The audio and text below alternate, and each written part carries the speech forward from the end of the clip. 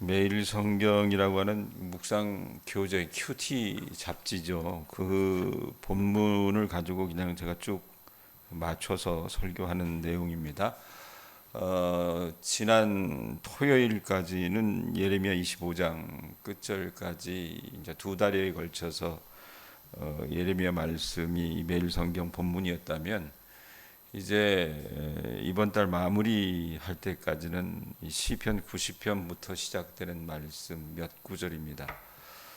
그리고 나서 다음 달 9월, 10월은 열왕기상 말씀을 가지고 저희들이 보게 될 것 같습니다. 그냥 제가 융통성 있게 제 임의대로 이 진도에 맞춰서 조금은 변형할 수 있으면 변형해서 이 말씀 여러분들에게 전해드리도록 하겠습니다. 자, 시편 90편 여러분 우리가 1절부터 17절까지 읽었는데 거기 표제어라고 하죠. 1절 위에 보면 거기 뭐라고 써 있습니까? 하나님의 사람 모세의 기도라고 되어 있습니다.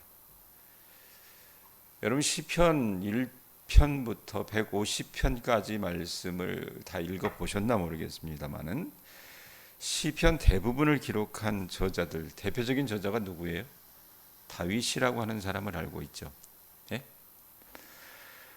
그리고 다윗과 그 여러 사람들이 있었는데 대부분 다윗과 동시대의 사람들이었습니다. 고라 이렇게 나오니까 고라가 그냥 하나님 앞에 벌 받아 죽은 그 고라냐? 아닙니다.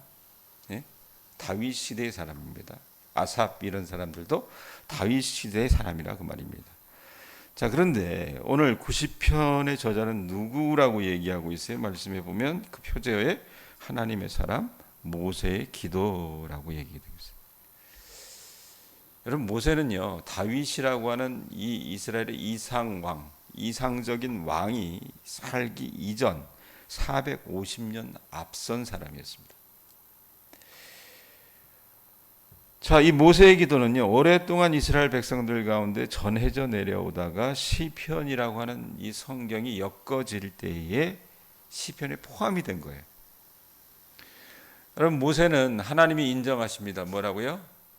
지면에 이 사람보다 온유함이 더한 사람이 없다 그랬습니다. 아마 성경적인 리더십의 모델을 따른다면 모세가 아마 제가 봤을 땐 가장 이상적이지 않을까라는 생각을 해요. 그 위대했던 사람이었습니다. 하나님이 쓰셨던 사람이고요. 또 이스라엘 백성의 출애굽 현장의 산 증인이기도 했잖아요. 그들을 이끌어냈습니다. 또 하나님의 인도하심 속에서 광야 시대를 살아갔던 이스라엘 백성들의 반복됐던 그 반역, 배역의 현장을 직접 눈으로 목격했던 또 다른 증인이기도 했습니다. 자, 그렇지만 여러분 모세가 안타까웠던 부분들이 있었죠. 뭡니까? 그렇게 40년 동안 생고생했었는데 하나님 그러면 가나안 땅에 들어가게 해주셨으면 얼마나 좋았을까 생각하지만 가나안 땅 목전에서 자기 인생을 마감해야 했던 사람이 모세입니다. 자, 그 모세의 기도를 통해서 하나님께서 이 인생 광야를 살아갈 참 지혜를 우리에게 가르쳐 주시는 게 시편 90편이라고 저는 생각을 해요. 1절 한번 보세요. 1절 읽습니다. 시작. 주여 주는 대대에 우리의 거처가 되셨나이다 라고 얘기합니다. 첫 번째 기도 내용이 뭐냐면 하나님에 대해서 모세가 얘기하는 거예요. 하나님은 우리의 거처이십니다. 장막이십니다. 여러분 이 거처라고 하는 단어는요 야생동물이 힘든 하루를 마치고 돌아가는 둥지, 보금자리 뭐 이런 것들을 가리키는 용어입니다. 그러니까 광야 생활을 하던 여러분 이스라엘 백성들에게 하나님은요 그들의 보금자리였습니다. 하나님의 임재를 상징했던 구름기둥, 불기둥이 어떻게 해요? 멈춰서면 그곳이 이스라엘 백성들이 텐트를 치고 머무는 곳이 됐습니다. 그리고 그 불기둥, 구름기둥이 있는 그곳에서 하나님은 어떻게 하셨어요? 그 백성들을 지키시고 보호하셨습니다. 자, 하나님이 움직이시면 이스라엘도 어떻게 해요? 같이 움직이셨어요. 자, 광야 지역에서 여러분 이스라엘 백성들은 하나님의 품 안에서 머물러 있었고 하나님의 보호하심 속에서 마치 독수리가 자기의 날개 아래 새끼를 품다가 날개 위에 얹어서 어떻게 해요? 이동하듯이 하나님은요 그 백성 이스라엘들을 품어주셨고 돌보셨으며 그들을 안전하게 그 광야 40년 가운데서 인도해 주셨다는 얘기입니다. 자, 그래서 모세는 광야에서 자신들을 돌보신 그 하나님을 말씀해 보면 뭐라고 얘기합니까? 주는 대대에 우리의 뭐가 된다 그래요? 거처가 되십니다라고 고백하고 있는 겁니다. 여러분에게 하나님은 어떤 존재입니까? 어떤 존재예요? 여러분, 모세의 이런 고백들, 유비들, 그가 비유하는 그 단어들을 좀 보시면서 한번 떠올려 보셨으면 좋겠다라는 생각을 합니다. 자, 또 재미난 건 뭐냐면 모세는요, 자기 당대에 그걸 경험했잖아요. 하나님이 자신들의 거처가 된다라고 하는 것을 경험했는데, 말씀해 보면 1절 말씀해 보면 뭐라고 얘기합니까?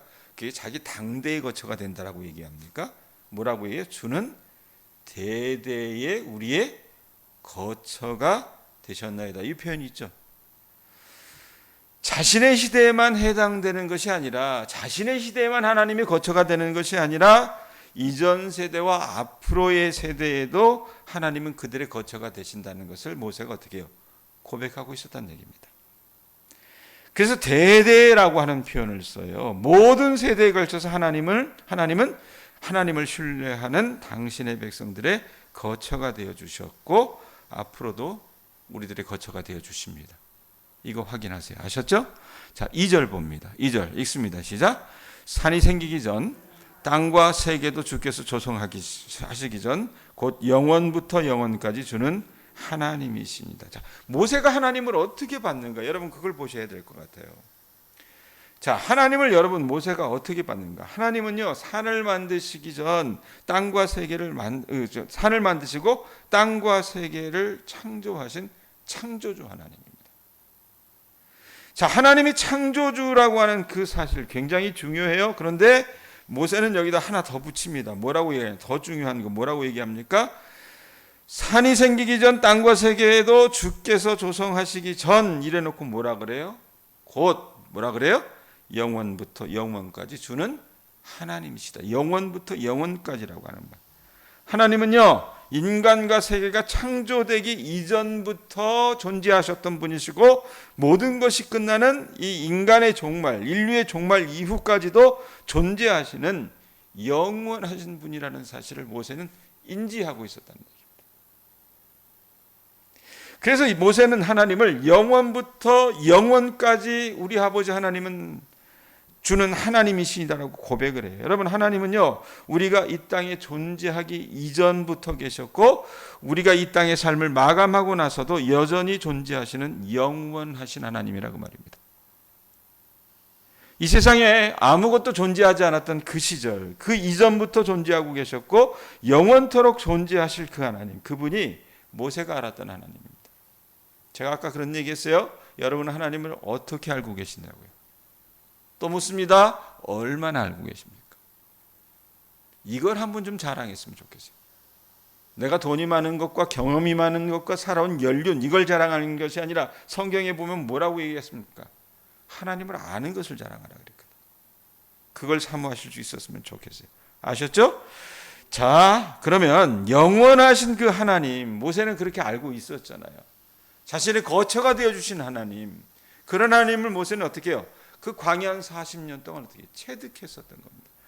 그렇기 때문에 창세기라고 하는 성경부터 여러분 모세오경이라고 하는 신명기까지 그가 그 모세오경을 써나갈 수 있었던 것 같아요. 자, 그러면 그런 영원하신 하나님에 비해서 인간이라고 하는 존재는 어떤가? 그게 3절부터 5절까지 나와요.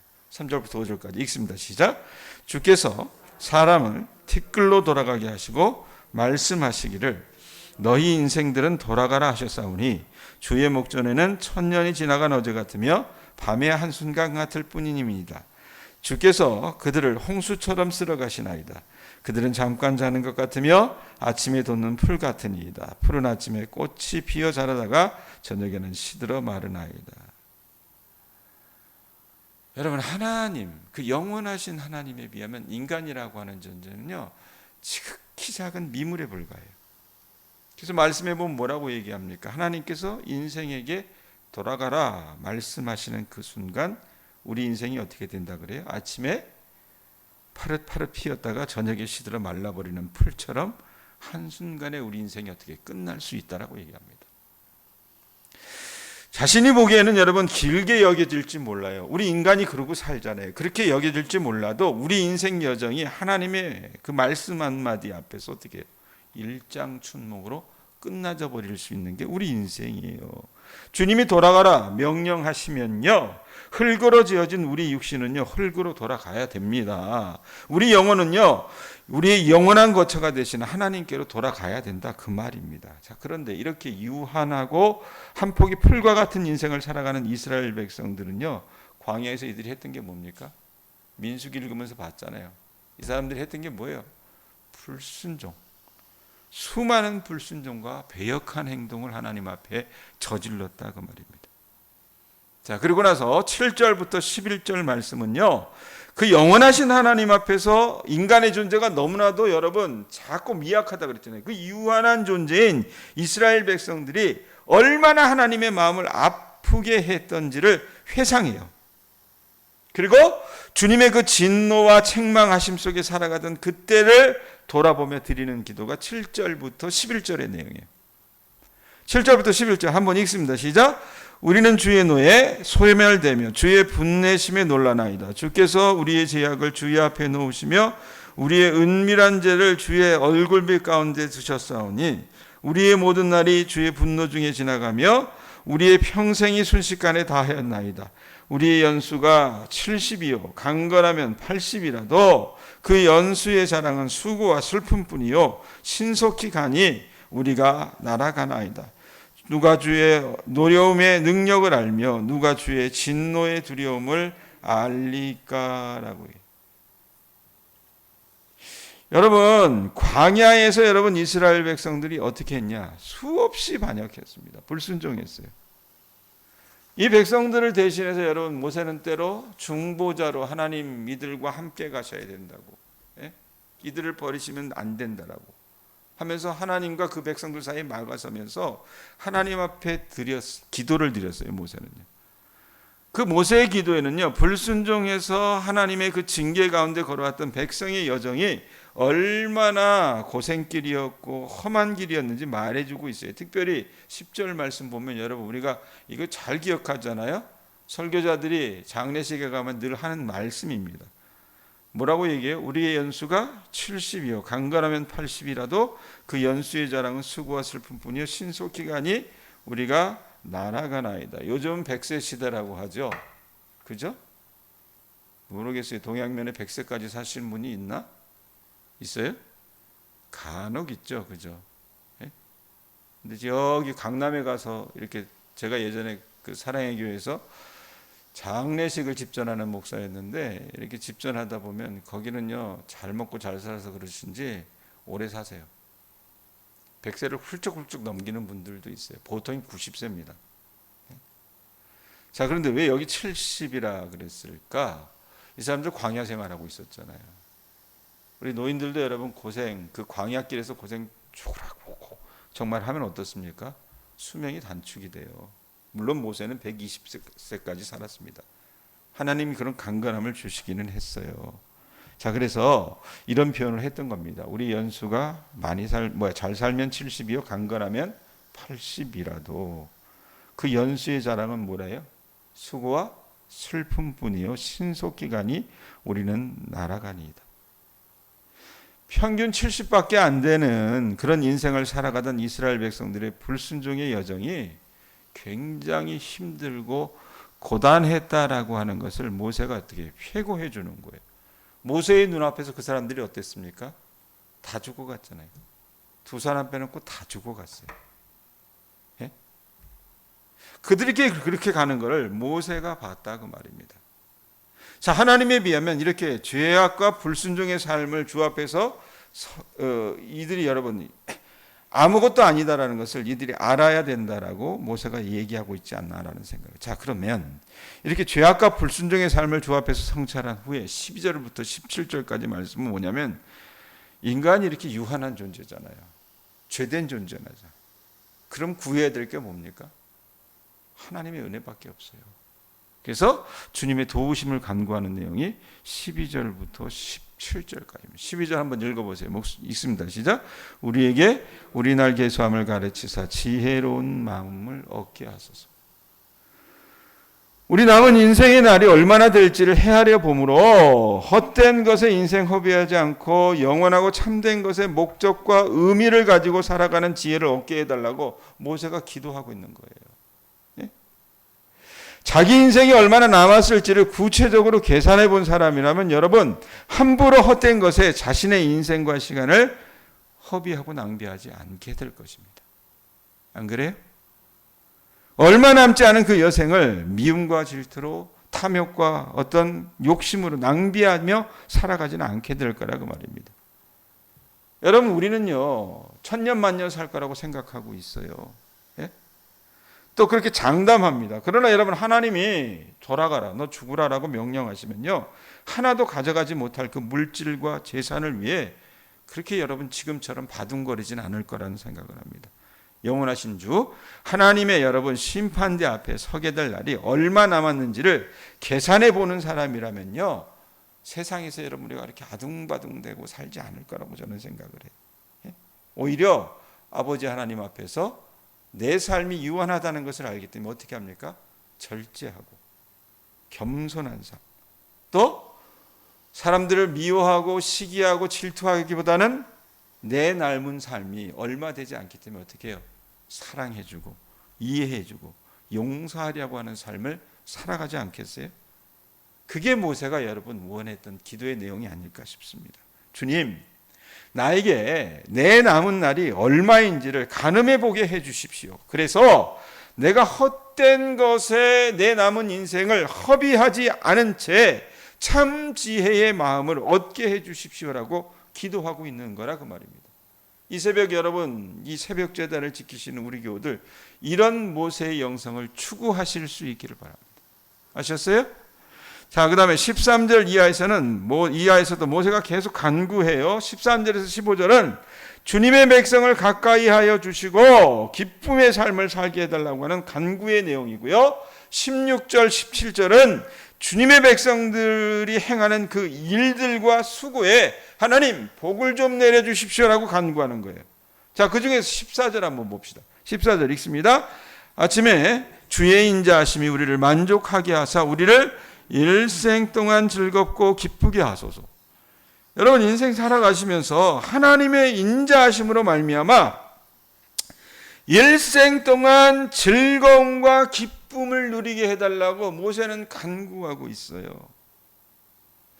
사랑하는 교우들이요, 우리는요 하루를 살아갈 힘을 여러분 어느 때에 얻습니까?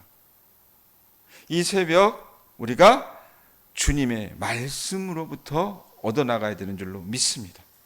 하루를 즐거움과 기쁨으로 살아갈 동력을요 하나님의 그 인자하심 또 주님의 사랑으로부터 부여받아야 된다 그 말이에요. 그렇기 때문에 아침마다 주님의 사랑으로 우리를 만족하게 하셔서 종일토록 주님을 즐거워하고 기뻐하게 하옵소서. 아침마다 주님을 사모하는 그 자에게 주님의 사랑으로 만족하게 하시고 온종일 그 사랑에 만족하고 기뻐하며 즐거워하게 하소서. 이렇게 구하는 모세와 같은 자 되실 수 있기를 바랍니다. 그러면요 세상 살아가다가도 슬픈 일이 있고 어려운 일이 있다 하더라도 어떻습니까? 우리가 조금은 덜 힘들고 덜 어려울 수 있다 그 말입니다. 여러분 말씀 정리합니다. 모세가 알았던 하나님 좀 생각을 해보십시오. 요즘 시대 그리스도인들은요 목사도 마찬가지고요 신앙 참다운 하나님에 대한 그 신앙을 키워나가는 것이 아니라 자기 개똥 철학을 키워나가요. 특별히 남자분들, 우리 교회도 여러분 별반 다르진 않아요. 난 우리 교회 남자분들이 정말 깊은 신앙을 갖기를 원하는데 대부분 남자들의 여러분 영성 코드는요 성경이 말하는 영성 코드하고 그 조합이 다릅니다. 왜? 경쟁하는 세상에 살아요 남자들. 그렇기 때문에 성경의 논리와 전혀 다른 방식으로 여러분 남자들은 살아가요. 그러다 보면 여러분 어떻습니까? 말씀에 있는 것처럼 교회를 다닌다고 하지만 하나님에 대한 어떤 인상, 하나님에 대한 어떤 그런 이미지가 남겨져 있는 것이 아니라요, 자기 삶의 어떤 경험이나 자기가 알고 있는 어떤 그런 체득한 지식이나 이런 것들이 하나님을 아는 것이라고 착각할 때가 굉장히 많아요.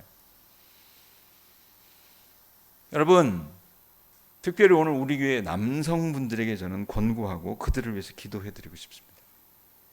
모세와 같은 이런 하나님에 대한 깊은 통찰력을 우리 교회 남성분들이 얻어 나가실 수 있기를 바랍니다. 그래서 정말 하나님을 아는 데 있어서 여성들에게 뒤처지는 것이 아니라 정말로 주님을 아는 그 즐거움, 그 주님을 아는 기쁨으로 충만해지는 은혜가 여성들에게도 임할 수 있지만 특별히 오늘은 남성들에게 더 임할 수 있기를 주님의 이름으로 축원드립니다.